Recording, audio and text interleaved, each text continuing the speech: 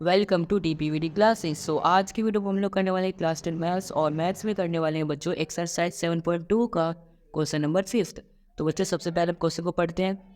Find the ratio in which the line segment joining A 1, -5 and B -4, 5 is divided by x axis. So बच्चों सबसे पहले ये question है, ठीक है। पहले हम इतना ही करते हैं। इसमें क्या बोला गया बच्चों, दो पॉइंट्स हैं ए और बी। तो सबसे पहले मैं ए और बी पॉइंट्स लिख लेता हूँ। ये मेरा ए पॉइंट, ये मेरा बी। इसके मैं कोऑर्डिनेट्स लिख लेता हूँ। ए पॉइंट के कोऑर्डिनेट क्या है बच्चों, 1, -5। बी के क्या है बच्चों, -4, 5। अब इसके बाद बच्चों ये डिवाइड हो रहा है एक्स एक्सिस से। एक्स एक्सिस से डिवाइड हो रहा है, इसका मतलब क्या है बच्चों, देखो सबसे पहले डिवाइड तो कर रही है ना, तो मैंने इसका पी नाम ले लिया, ठीक है।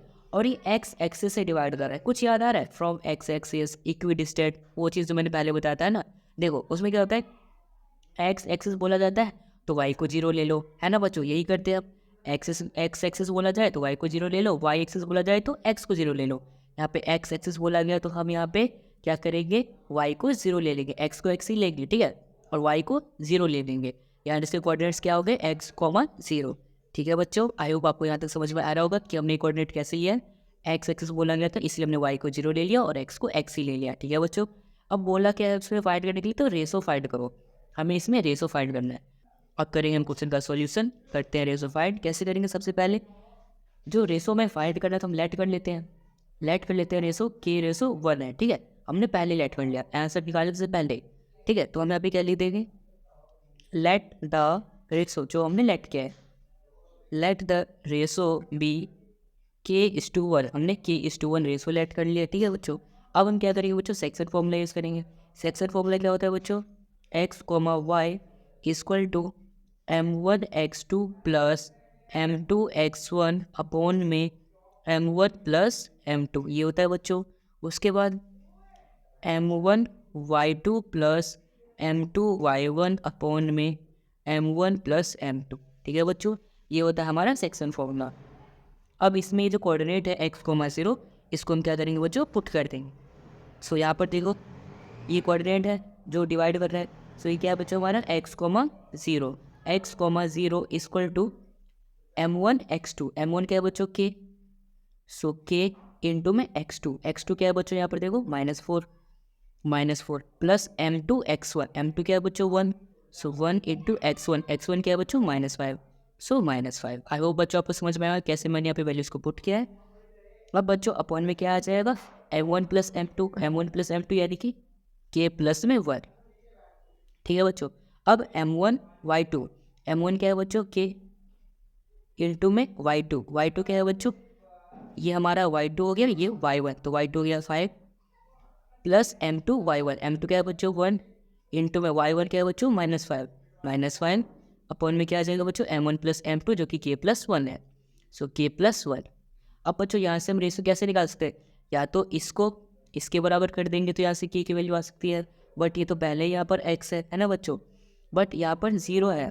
तो 0 को अगर मैं इसके बराबर कर दूँ तो यहाँ से k की वैल्यू आ जाएगी ना, तो वही करेंगे। ये जो टर्म है इसको इस y के बराबर जो कि 0 है इसके बराबर कर देंगे, ठीक है बच्चों। सो यहाँ पे 0 इक्वल टू इसके बराबर करते हैं, इसको सॉल्व करते हैं थोड़ा सा। 5 इंटू के क्या हो जाएगा बच्चों, 5k -5 इंटू 1 क्या हो जाएगा, -5 अपॉन में क्या आ जाएगा बच्चों, k प्लस 1। सो k प्लस 1। अब इसको सॉल्व करते हैं तो हम यहाँ से इसका रेशो फाइंड कर पाएंगे, है ना बच्चों। तो देखो इसके बाद अगला स्टेप यहाँ पे इसको हम करते हैं क्रॉस मल्टीप्लाई इस तरफ। अगर मैं इसको यहाँ मल्टीप्लाई करता हूँ तो ये पूरा 0 हो जाएगा। सो 0 बराबर में 5k -5 भी आ गया। जो ये नीचे वाला टर्म था इसको मैंने डिवाइड इस तरह में इससे मल्टीप्लाई में, तो पूरा 0 हो गया। तो अब यहाँ से k की वैल्यू क्या आ जाएगी बच्चों, देखो यहाँ पे माइनस में, इस तरफ क्या हो जाएगा, प्लस में। सो 5 इक्वल टू क्या हो जाएगा, 5k, और यहाँ पे फिर 5 मल्टीप्लाई में, इस तरफ क्या हो जाएगा, डिवाइड में। सो यहाँ से k की वैल्यू क्या आ जाएगी बच्चों, 5 अपॉन में 5, है ना बच्चों। अगर मैं इसको कैंसिल करूँ 5 1 जा 5 से, तो क्या रेशो k इक्वल टू 1/1, यानी कि k बराबर में आ गया 1/1, जो कि हो जाएगा 1:1, ठीक है बच्चों। यानी कि हमें जो यहाँ पे रेशो फाइंड करना था कि किस रेशो में डिवाइड किया जा रहा है, तो रेशो आ जाता है हमारा 1:1 का, यानी कि 1:1 का, ठीक है बच्चों। अब इसके बाद भी एक और चीज़ बोला गया, क्या बोला गया, देखो find the coordinates of the point division. ये जो पॉइंट डिवाइड कर रहा है ना, हमें इसके भी कोऑर्डिनेट्स बताने हैं। ठीक है बच्चों। तो अब इसके कोऑर्डिनेट्स कैसे फाइंड करेंगे? सेक्शन फॉर्मूले के अंदर ही एक मिड पॉइंट वाला होता है कॉन्सेप्ट, जिससे कि हम किसी भी लाइन पे मिड पॉइंट को फाइंड कर लेते हैं, है ना बच्चों। तो वही हम यूज़ करने वाले हैं। सो बच्चों उसका सॉल्यूशन मैं इसके ऊपर करवा देता हूँ, क्योंकि नीचे बेस खत्म हो चुका है। देखो अब बेस भी नहीं, ठीक है। तो देखो हम उसका फॉर्मूला क्या होता है बच्चों, x y equal to x1 plus x2 upon में 2, और साथ में y1 प्लस y2 अपॉन में 2, ये होता है बच्चों उसका फॉर्मूला, ठीक है। अब यहाँ पर देखो हमारा x1 और x2 क्या है, देखो यहाँ पर देखो बच्चों हमारा x1 ये है, x2 ये है, तो 1 प्लस में -4 आ जाएगा। तो यहाँ पे क्या लिखेंगे, 1 प्लस में -4, ठीक है, अपॉन में 2, और यहाँ पे y1 प्लस y2 क्या है बच्चों -5, और y2 क्या है 5, यानी कि -5 प्लस में 5, ठीक है बच्चों, और अपॉन में 2। अब इसको कर लेंगे सॉल्व, तो हमारी एक्स वाई कोऑर्डिनेट आ जाएगी, ठीक है बच्चों।